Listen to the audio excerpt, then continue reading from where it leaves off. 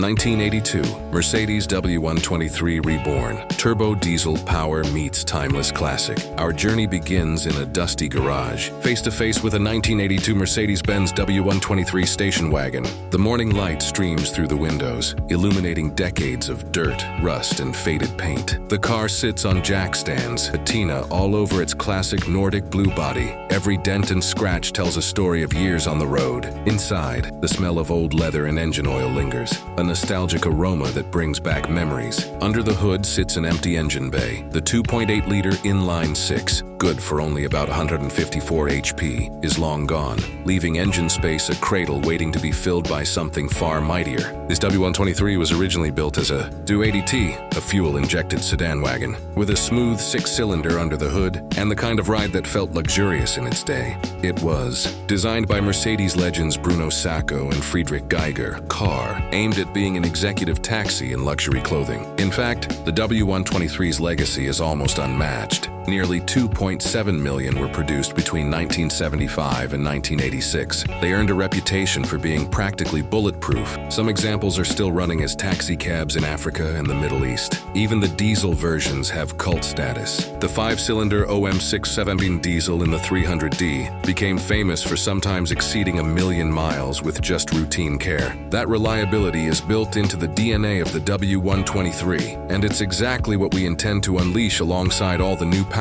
Our car here shares that overbuilt spirit, but right now it sits silent and frozen in time. We stare at it, cracked headlights, a sagging rear spring, and clouds of rust pitting through the chassis. Parts of the underbody are literally eaten away, yet the potential shines through the grime. We can almost see it in our minds now, an angry roar, thick black smoke curling up as the engine comes to life, and a grin on every gear shift as this wagon lurches forward. But today, those stories are just whispers until we rewrite them with new horsepower. Meanwhile, our team stands ready, oil-stained gloves on, eyes bright, ready to bring this W123 back to life. Let's jump in. Beside the car, draped in a tarp, lies our donor engine, a late 90s Mercedes OM617 straight-six diesel. Right now, it's silent, but once it's bolted in, it will roar louder than anything this wagon has ever heard. Stick around and you'll hear that transformation. The journey we're about to take this old Mercedes on will be epic. Don't blink, you won't want to miss a second of it. Sections, the restoration journey. We start by gutting the car completely. Every interior piece is stripped out. Dashboard, seats, carpeting, headliner, door panels, everything removable is tossed aside. It feels like an exorcism. Seat belts and sun visors reappear in piles on the floor. The heater box and old stereo slide out intact, and suddenly the car is just a bare shell on wheels. The walls are gone, leaving only a skeleton frame with rusted metal haunting every corner. The next step is brutal but necessary, cutting away rust. Mercedes W123s may be built tough, but decades of moisture and road salt have claimed these floors and sills. We clamp solid cross braces to the chassis so nothing twists under the welder's heat. Then with grinders and a plasma torch, we cut out each corroded panel. In one spot, a patch of missing metal is so big we could have parked under it like a carport. Back on the bench, we manufacture replacement sections from thick sheet steel, measured precisely to fit. Every cut and weld is a tiny victory over time. Out back, we dismantle the rear suspension. The axle is unbolted and slid away, and the old brake drums come off with a struggle. The rusty drums are replaced with resurfaced rotors and fresh pads.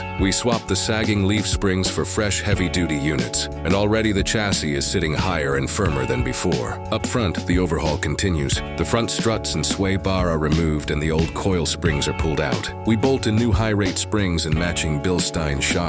We reinforce the steering rack mounts and tighten all bolts to spec. Even with no engine in place, the car's handling is already much improved. Meanwhile, the engine bay gets a complete cleaning. We pressure wash all the nooks and crannies and wire brush the strut towers and firewall until bare metal shows. Then we prime and paint everything with engine enamel. We seam seal all hidden seams and even apply a stone chip protective coat to the firewall underside and frame rails, like armor plating against the road. Now the engine bay gleams and the structure is rock solid. Next is the bodywork detail. We scour the body for dents, door dings, and old hail dents. Using slide hammers and body filler, we pull them out and smooth the panels. Any rust holes are cut out and welded over with new patches. For example, the entire passenger rocker panel was cut out and replaced with fresh steel. Once the metal is straight, we apply layers of primer to all repaired areas. Finally, the moment of color arrives. The bare panels are masked and painted back to the original Nordic blue. After base coat and multiple layers of clear coat, we buff it to a mirror shine. The once dull panels now reflect the shop lights. Imperfections are gone, and the finish is deep and flawless. All that remains is final assembly. We apply rust-proof undercoating to the chassis and bolt all the panels back on. New weather stripping is installed around the doors and trunk to seal out moisture. The hood, doors, and trunk now line up better than ever. We install the wheels and carefully lower the car onto its new tires. We double-check everything. Steering is solid, brakes are firm, and there are no fluid leaks anywhere. The car rolls easily on the new bearings, as if it's ready to drive. With every gap perfect and every bolt tight, this Mercedes is now a rock-solid foundation, a blank canvas built for power. Turbo diesel engine. Swap as the chassis shines in fresh paint. It's time to give it a beating heart. We chose a Mercedes OM617 Turbo Diesel, a 3.0L inline-6 built from 1993 to 2001. This engine is built like a tank, with a cast iron block and dual overhead cams, and it replaced the older OM603 V8 diesel. Stock trim it made around 177 HP and 330 Nm, 243 lb-ft of torque, but the OM606 can handle far more. In fact, folks often call it the 2JZ of diesels because many have safely pushed it to 300 HP with simple mod. On the bench, we prepare the OM606 for installation. We strip off accessories we won't use. The AC compressor and power steering pump come off first to save space. The alternator is updated to a late model unit, and the old intake piping is replaced with a larger silicone hose for better airflow. This engine came from a 98 E300D, so its turbocharger and intercooler are already on it. A great head start. Next, the fuel system. The stock 606 had an electronically controlled Bosch inline pump, but we swapped in a Diesel Pump UK mechanical inline pump built for higher flow. This pump has larger plungers so it can squirt more diesel under boost. We bench test the pump delivery and calibrate it for our power goals. All fuel lines are hooked up and clamped, and a new fuel filter is plumbed in. A quick test stroke on the crank shows the lift pump priming. Fuel is ready to flow. Then we bolt on the turbocharger. The factory Borg-Warner turbo is cleaned and mounted with a fresh gasket. We align a custom 3-He's downpipe that snakes under the car into the original exhaust. Up front, we trim the grille and bumper slightly to fit a large air-to-air intercooler. We clamp big silicone charge pipes from the turbo outlet through the intercooler and back to the intake throttle body. All hoses are double clamped to ensure no leaks when the turbo is spooled. Mounting the engine is the biggest puzzle. The W123's original engine mount points don't line up with the OM606's feet, so we fabricated custom mounts. Using heavy-gauge steel plate, we welded support brackets onto the subframe exactly where the engine needed it. Then we carefully lowered the OM606 on a floor jack. After a bit of trimming, we bolted the engine in with polyurethane bushings. It took a couple of tries, but finally that big diesel sat rock solid in the engine bay. Virtually no movement under the chassis. Cooling mods are next. Diesels like this can run hot under boost, so we kept the belt-driven radiator fan in place for maximum airflow. We also installed a smaller pulley on the water pump to increase coolant flow. An auxiliary electric fan is mounted behind the radiator for extra cooling at idle. With the radiator flushed and refilled with modern coolant, our temperature checks during testing have stayed rock steady, even on long pulls. It's not overheating. Wiring time. We marry the OM606's harness to the W123's chassis loom. Under the dash, we mount the engine's ECU in a waterproof box. All sensor connectors, intake air temp, coolant temp, oil pressure, etc. are plugged in. We add a relay and dash light for the glow plugs. Because the pump is now mechanical, the ECU only needs to manage glow timing and diagnostics. We also reuse the original speedometer cable